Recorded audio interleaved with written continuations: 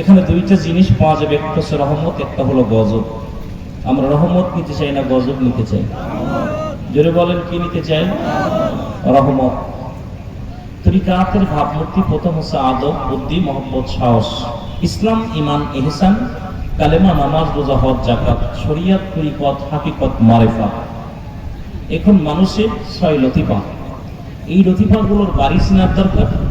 এরপরে এগুলোর ভিতরে শরিয়ত, তরিকত, হাকিকত, মারিফাত, প্রতিটা মানুষের ভিতরে আগুন, পানি, মাটি, বাতাস মিশ্রিত করা। শরিয়তের রোগন বুঝতে হবে, শরিয়ত, তরিকত, হাকিকত, মারিফাত। আমার ভাইরা, এখানে দুইটা জিনিস পাওয়া যাবে, একটা হচ্ছে রহমত, একটা হলো গজব। কেউ এখান থেকে রহমত নিয়ে যাবে, কেউ গজব নিয়ে যাবে। আপনার 5 শ্রেণী মানুষের দোয়া আল্লাহ কবুল করে না।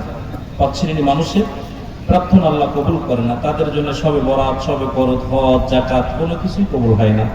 তার মধ্যে 1 নাম্বার হলো হিংসুটে মানুষ। কি মানুষ? যারা বলেন কি মানুষ?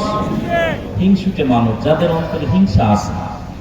এই হিংসার রেওয়া যাদের ভিতরে অহংকার ঢুকেছে, এই হিংসুটে মানুষের প্রার্থনা, হিংসুটে মানুষের দোয়া আল্লাহ কবুল করে না। নাম্বার 2 হলো আল্লাহর সঙ্গে শিরিককারী।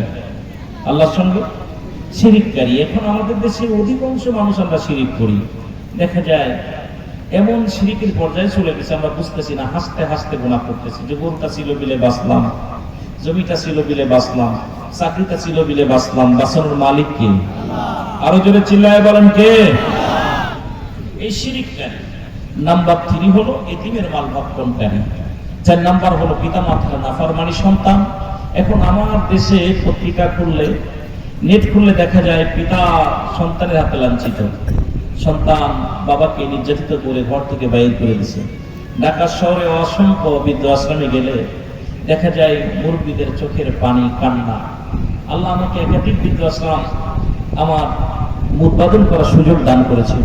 আমি নিজেই সেই প্রথম উৎপাদন করেছি। কিন্তু যাওয়ার পর দেখেছি যে মানুষগুলো থাকার কথা ছিল এসির মধ্যে, যে মানুষগুলো থাকার দরকার ছিল ভিআইপি ক্যাবিনে, কিন্তু সেই মানুষগুলো জায়গা হয়েছে বৃদ্ধাশ্রমে। কারণ কি?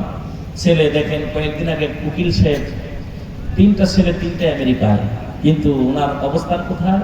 ওনার বৃদ্ধাশ্রমে। কিন্তু পুরো কোরআনের হাফেজের মা, কোরআনের হাফেজের বাবা, কোন আলেমের বাবা মা বৃদ্ধাশ্রমে দেখা যায় না। যেটা বলেন ঠিক কিনা? যেটা বলেন ঠিক কিনা? কষ্ট পাচ্ছেন? নাম্বার 5 হচ্ছে ইবাদতখোর বা চগলখড়ি করা, চগলখোর। 1 নাম্বার এর কথা, ওর কাছে কথা, এর কাছে লাগানো। কোন কিতাবে আছে 3 জন, কোনটা আছে 5 জন। এরকম আমরা দেখছি অসংখ্য মানুষ আমরা পাপের মধ্যে আছি। আল্লাহ আমাদেরকে মাফ করুক। জোরে বলুন আমিন। আরো জোরে বলুন আমিন। আজকের এই মাহফিল থেকে সালাম ও কদম মুসি জানাই কুল কায়নাতের নবী, নবীদের নবী, রাহমাতাল লিল আলামিনের পবিত্র কদম মোবারক। সালাম ও কদম মুসি জানাই বাংলাদেশের অসংখ্য হক্কানি ওলি আল্লাহদের কদম মোবারক।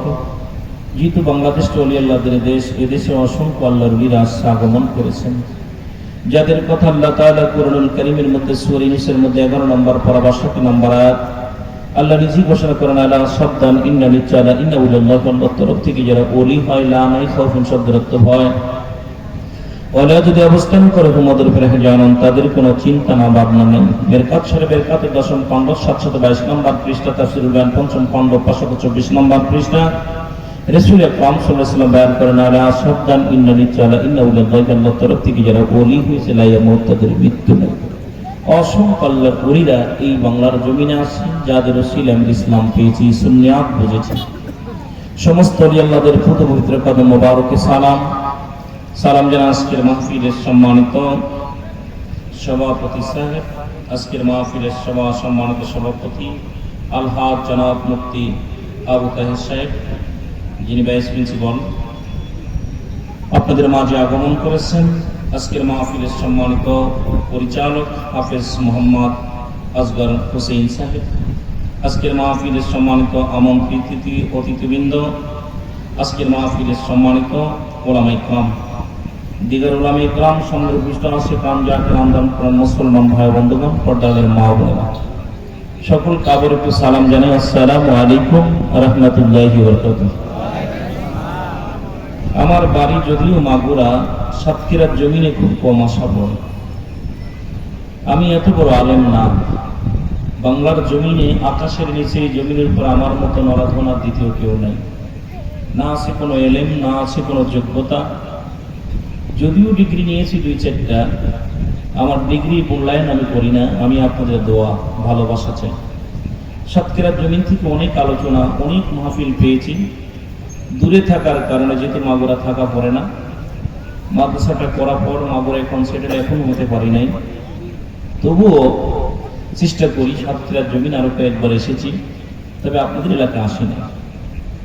সাতক্ষীরার জমিনকে মাহফিলে আসলে অনেক ওলামা ইকরাম দেখা যায়, ঘরে ঘরে আলেম, অনেক ঘরে ঘরে 2-4 জন আলেম আছেন। কিন্তু আমার মতো নরাধন, আমার মতো পাপীকে আপনারা দাওয়াত দিচ্ছেন।